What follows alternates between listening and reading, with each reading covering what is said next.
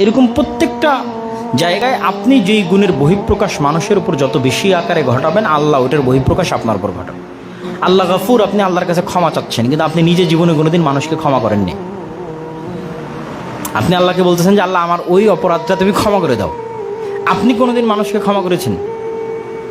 আপনার ভাইয়ের সাথে মারামারি করেছেন জমি নিয়ে, ভাইকে ক্ষমা করতে পারেননি, তাই না? অথবা আরেকটা নিয়ে এলাকায় কোনো সমস্যা তৈরি, সেটা ক্ষমা করতে পারেনি, তাহলে আপনি কেমনে আল্লাহর কাছে ক্ষমা চান? আপনি যখন মানুষকে ক্ষমা করে দেবেন, আল্লাহ তো এমনি ক্ষমা করে দেবে, আপনার চাওয়া লাগবে না। ঠিক আল্লাহ সুবহানাহু ওয়া তাআলার গুণ হচ্ছে আল্লাহ সাত্তার, গোপন রাখে। আপনি মানুষের কয়টা অপরাধ গোপন রাখছেন?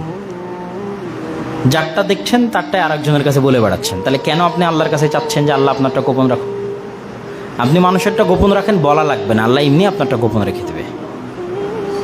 তো এই বিষয়গুলো অবলম্বনের মাধ্যমে আমরা আমাদের হৃদয়কে পরিষ্কার করতে পারি, অন্তরকে পরিষ্কার করতে পারি এবং ভালো আল্লাহ সুবহানাহু ওয়া তাআলার প্রিয় বান্দা এবং মানুষ হওয়ার চেষ্টা করতে পারি।